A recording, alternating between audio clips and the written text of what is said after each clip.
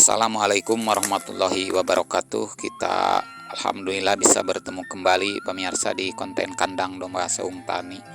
Konten kali ini saya menyampaikan konten atau membahas tentang kenapa beternak dogar itu bisa gagal. Yang saya bahas di ini bukan dogar secara umum, tapi dogar secara khusus, yaitu domba Garut yang galur murni ya. Kegagalan beternak domba Garut yang galur murni.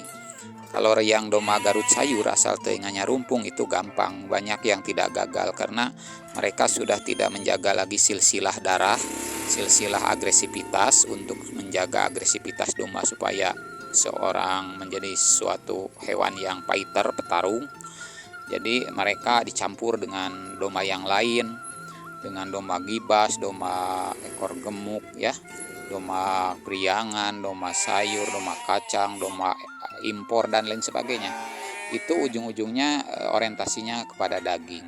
Kalau yang saya sampaikan ini adalah beternak dogar kenapa bisa gagal, yang khusus galur murni, yang para pemula awal ingin angan-angannya tinggi, ingin nanti bahwa domba-domba Garut yang dipeliharanya akan ke lapang domba ya, atau ke pamidangan, sehingga harga jualnya tidak hanya melulu daging, tapi ukurannya adalah bisa dijual kepada hobi atau seni ya, sehingga nilai jual bisa tinggi dan meningkatkan pendapatan petani serta meningkatkan kualitas hidup peternak begitu. Nah, kita bahas satu-satu pemirsa. Ini secara umum gambaran yang sering saya jumpai dan saya alami. Yang pertama adalah kegagalan itu, yang pertama adalah kurangnya ilmu pengetahuan tentang domba Garut galur murni. Karena apa? Karena ada perbedaan sedikit antara pemeliharaan dan perawatan domba Garut biasa atau domba kacang dan domba lainnya dengan galur murni.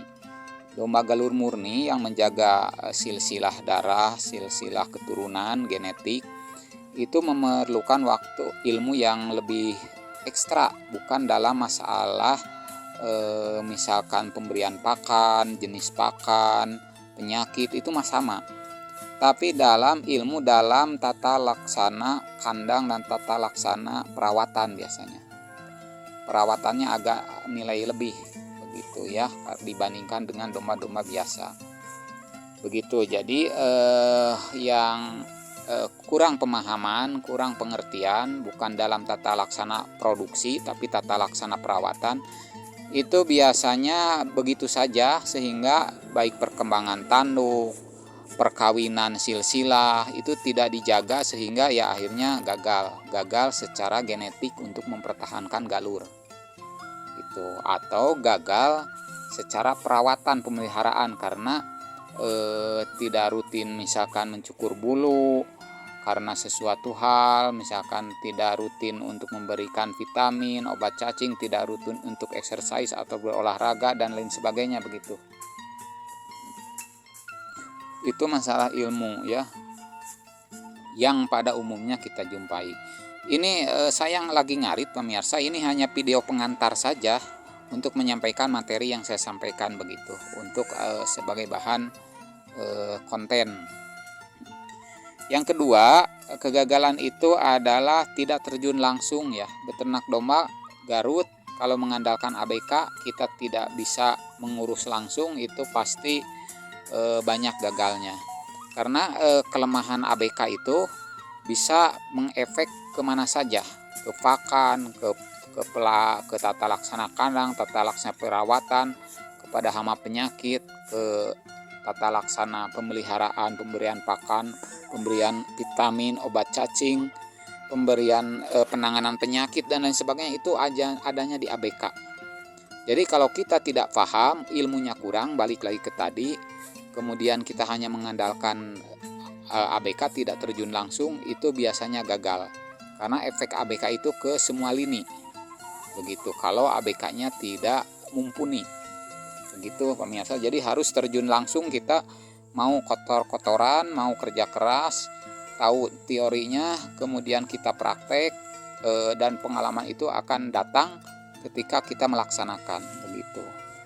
Yang ketiga, pemeliharaan atau breeding domba Garut galur murni itu agak sulit. agak sulit dibandingkan dengan domba yang lain. Agak sulitnya di mana? Pertama, karena nih catat, karena domba Garut galur murni itu agresivitasnya tinggi.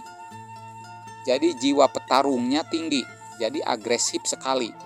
Jadi ketika mau dibreedingkan dengan sistem kawin koloni, diternakan dengan sistem kawin koloni seperti domba yang lain, disatukan dengan betina, kadang ada agresivitas tinggi, itu bisa merusak kandang. Efeknya kepada tata laksana kandang ya yang salah. Kemudian tata laksana pemeliharaan ketika agresivitasnya tinggi bisa merusak betina. Ketika jantan birahi, betina tidak birahi, akhirnya diseruduk, ditubruk, dan akhirnya bisa mati itu betina-betina. Nah, gitu. Jadi sulitnya itu karena agresivitas tinggi. Kadang ada dogar yang sangat agresif yang bisa mencelakai kita sebagai peternak. Karena apa? Karena nengar atau nubruk atau ngebanting ya, bisa melukai, menyakiti kita, sehingga peternak itu malas.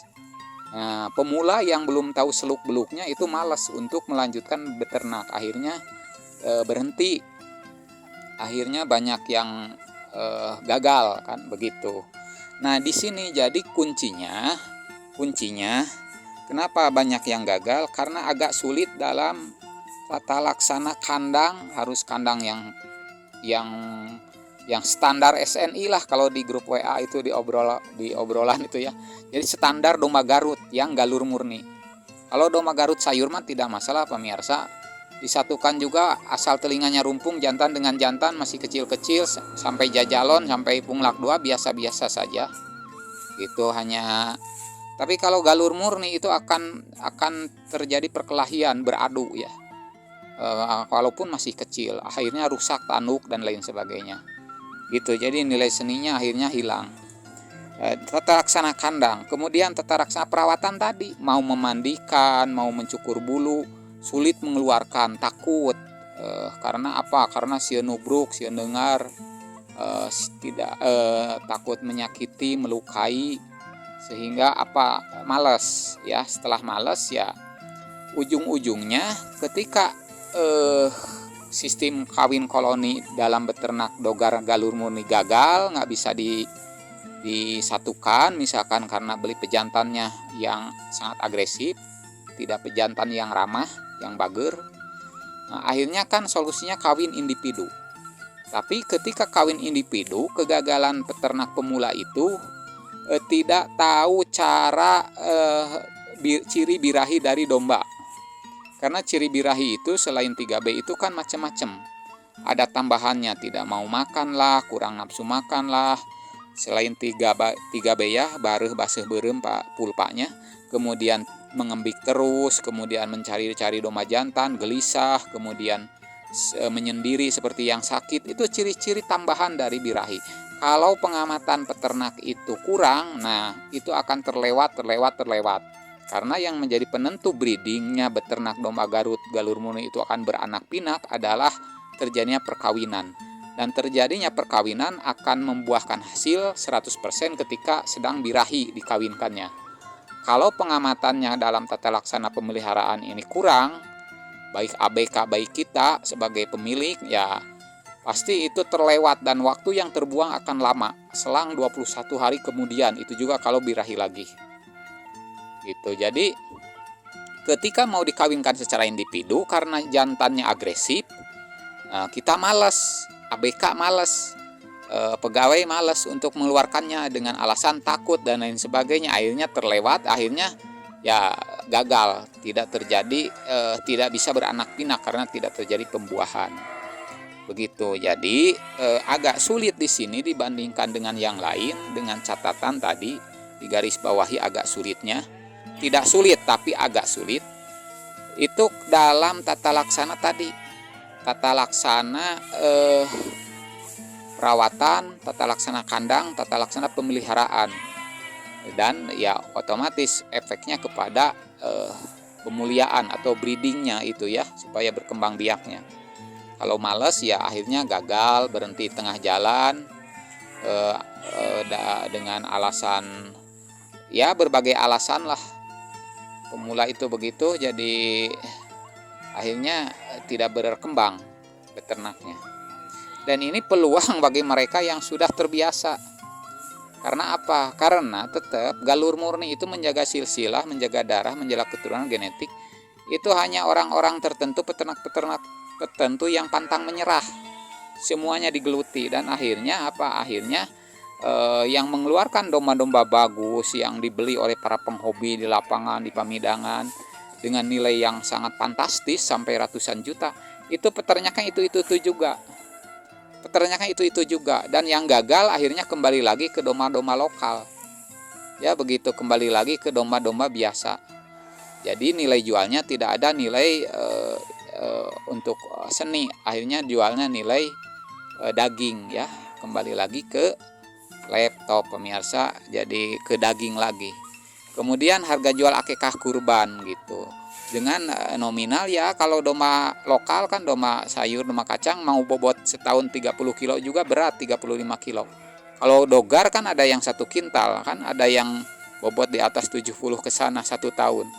Jadi otomatis kalau bobotnya beda ya, kalau ke daging juga larinya akan lebih tinggi nilai jual dari dogar. Kemudian dan nilai lainnya seperti di nilai pasar pesta tahunan kurban, nilai dogar itu dengan bobot yang sama dengan doyur, pasti karena tanduk lebih gagah dan lain sebagainya, pasti konsumen dengan harga yang sama akan memilih dogar. Nah gitu. Jadi itu banyak yang kegagalan. Kemudian yang keempat, kegagalan selanjutnya terlalu tadi kembali lagi ini sangat berhubungan, terlalu mengandalkan ABK. Sedangkan ABK yang sama sekali nol pengalaman dalam beternak domba Garut, apalagi beternak domba umumnya, kacang dan sebagainya, tidak pernah, apalagi ke Garut. Nah, dia hanya cuma bisa ngarit saja.